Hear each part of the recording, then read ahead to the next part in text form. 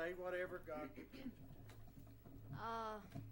My favorite part was just helping all the kids, and then like what I took from the mission trip was, well, the preacher that was preaching there was like, it's not a mission if you just leave the place and don't do anything where you came from. So I'm just looking forward to like leading people to Christ.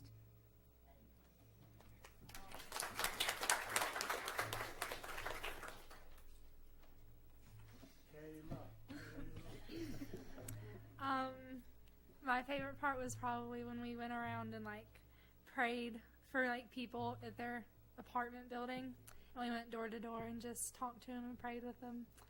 And our group, well, it was me and Isaac and Kirsten and Kathy, and we all got to get really, and Autumn, and we all got to get really close with our group, and yeah.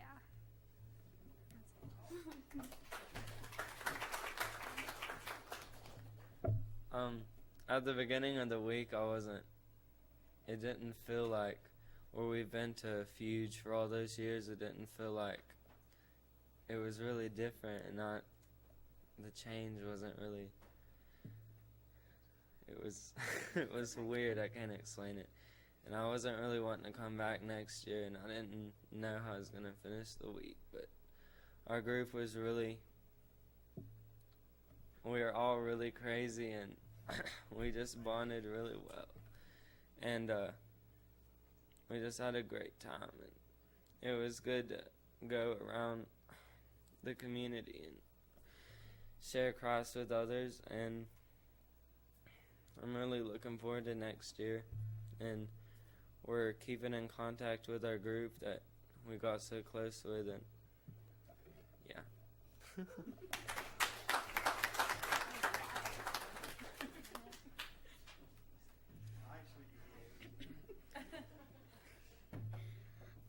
My favorite part was when we were going around in the apartment complex and we was praying with peoples, and we had made crafts to give them.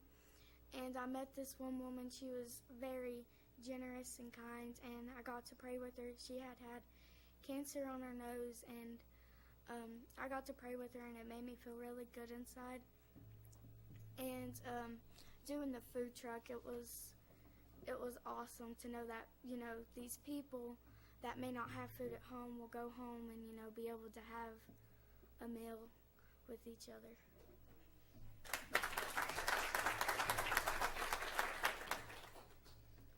My favorite part was helping the community and working with other people where we was at on sites.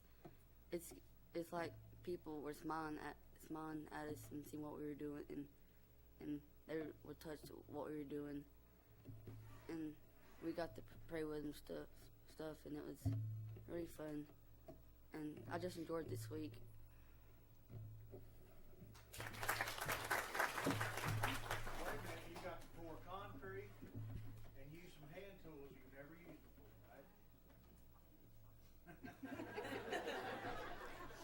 Yeah, this coming from the young man that missed the nail. He was nailing, and whatever it was he was putting it in, made a big place on his finger. So in other words, he missed one nail, but he hit another.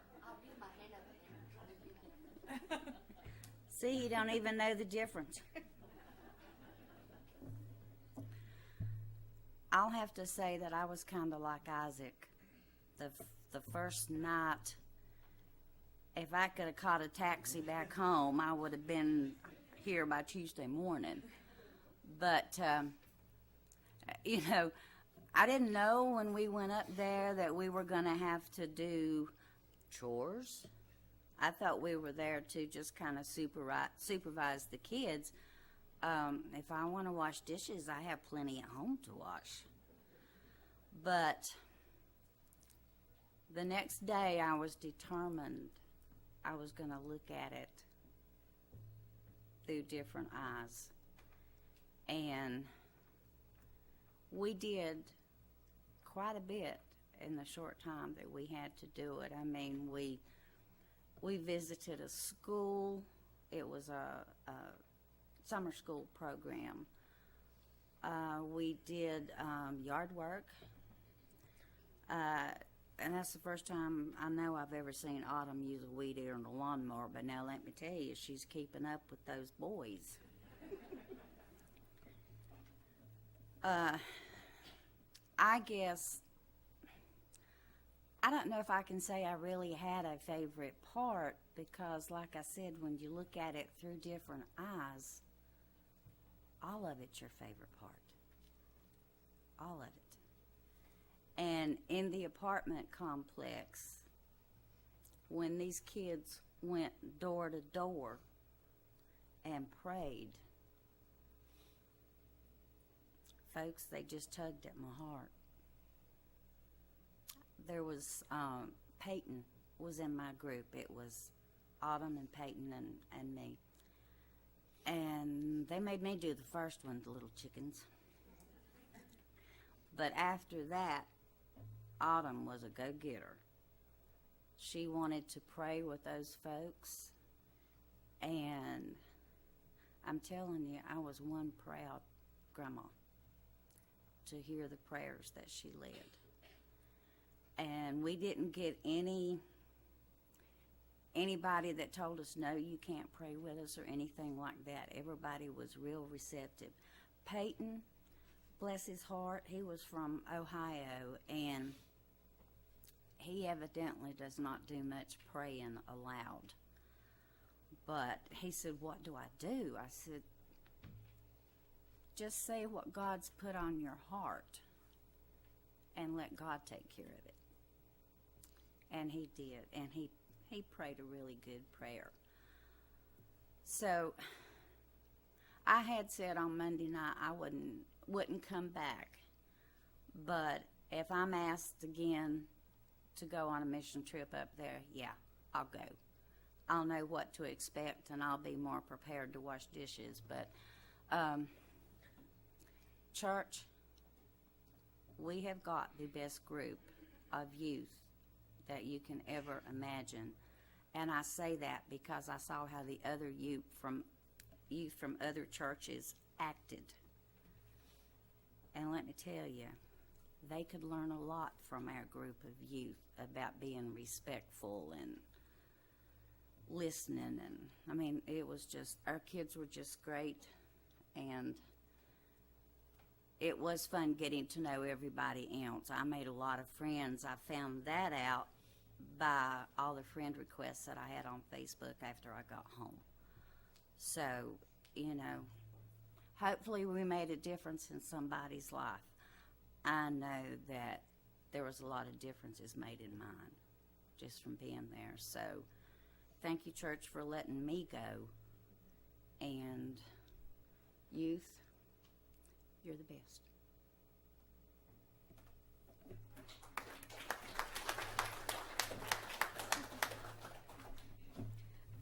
I got to go to Infuge a few years back when I went with Caitlin and Jake, and we had a blast. And I'm kind of like Isaac. It was different, and there was I kind of expected it to be a lot like Infuge because I read about it, and it sounded exactly like that. But Infuge was in Nashville, and there was a whole bunch of things to do, and it was right by the interstate, and we were out in the middle of nowhere. If I needed Scott to come get me, I would have no clue to tell him how to come get me.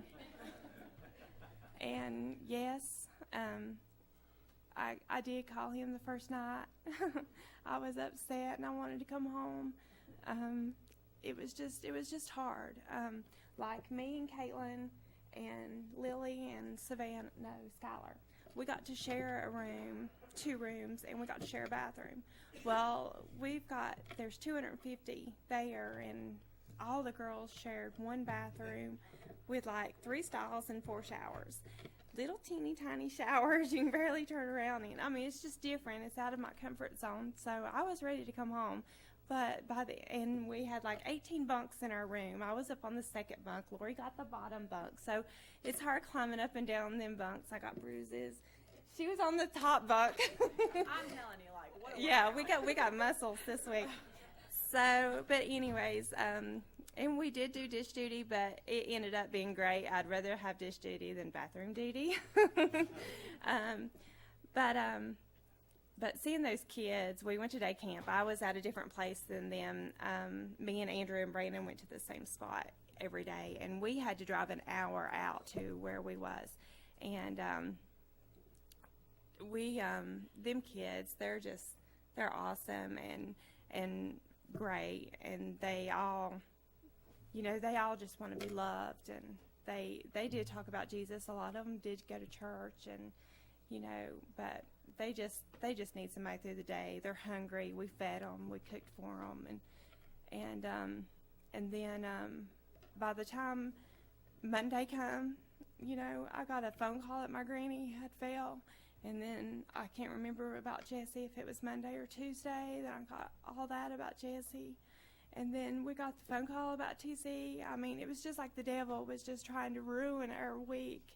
And but we come home one day early, but that was okay. We was planning on coming home the next morning anyways, just the four of us. But we made it, and it was a great week. And I wasn't going to go back, but I think it would be really neat to go back. And Andrew, he was like, Infuge is way better. Infuge is way better. By the end of the week, if he was here, he would tell you. He said Big Creek is way better than Infuge. He ended up loving it, and he talks about going back to be on staff for the summer. He really enjoyed it. And there was one more thing I was going to say. I can't remember. I think I'm done. I can't remember what I was going to say.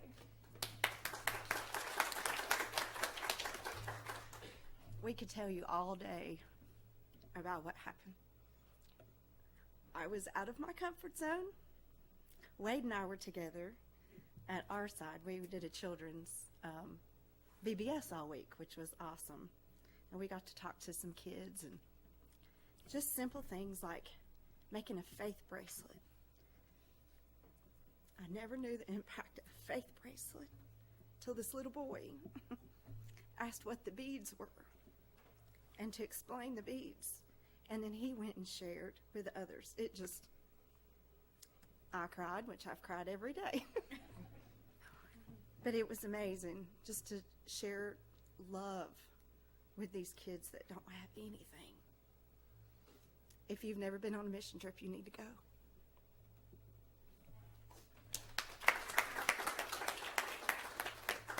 Well, I know what I was going to say. By the time I got home, we got home about 4 o'clock Friday morning. I guess 3:30, 4 o'clock, 3, whatever. I don't know what time it was. By the time I don't know, 9 or 10 o'clock Friday morning, my cell phone was going off. People that I had met there was texting me to make sure everything was okay, make sure we made it home okay. I mean, I was getting texts from a lot of people that we met there just to make sure we was okay. One thing I forgot to mention was we were talking about making relationships. If you don't think that you make a difference in somebody's life, Autumn met so many people from other churches that were older than she was. And one of those girls' names was Heather. She was in our group, was from Phoenix City, Alabama. And Friday night, they left early. We were supposed to be out by 9 o'clock on Saturday, but they elected to go back Friday night after worship. And our kids and their group had gotten together in the cafeteria and had already said goodbye. But Heather came down to the room to see Autumn. And Heather had already been crying. You could tell her mascara had run and her face was all red. And when Autumn saw her, they just hugged each other. And as soon as they hugged each other, the tears started flowing again. It's just like their hearts were broken that they were leaving and maybe not see each other again. But that was one of the reasons that we were there, was to make friendships. And I did, like I said, our group was just awesome. And I'm looking forward to meeting with Heath and Jean, that were the leaders from the Alabama group. But every time, after they'd already hugged and cried, every time they met each other out in the hall, Heather would say, I got to have one more hug. And so they would hug again, and here would come the tears again. So sometimes you make lasting relationships. And I got a feeling that Heather's going to be keeping in touch with Autumn because they exchanged addresses and stuff. So that was a good thing, too.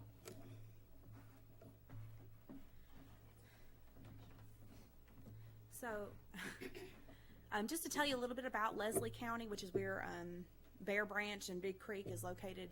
The average income is $35,000 a year around that area. Unemployment rate's about 14.7% right now. And one of the biggest needs that Kevin, the director of Big Creek, said is that the kids just don't have anything to eat. And so the first day we were out, we were handing out meals. And, it was just like a little bag lunch with quesadilla and some milk and, some different things. And we handed out over 75 meals. And kids would just come in droves in this one neighborhood and get some different meals. And it's just incredible driving around in the county. It looks exactly like Ashe County. There's rivers, there's mountains, creeks and hollers, creeks, if you will. But, the thing that touched my heart the most was these kids saying, I'm ready to come home and continue the mission. At least 4 or 5 of them have said that. And I want you to hold us accountable. I want you to hold us accountable. We talked about accountability today in Sunday school. And, knowing that these kids have had this experience and knowing that they have been able to pray with people out loud, knowing that they've gone out of their comfort zone, every single one of us has been challenged. And I think we've all grown from this trip. So hold us accountable to continuing this mission at home, and join us.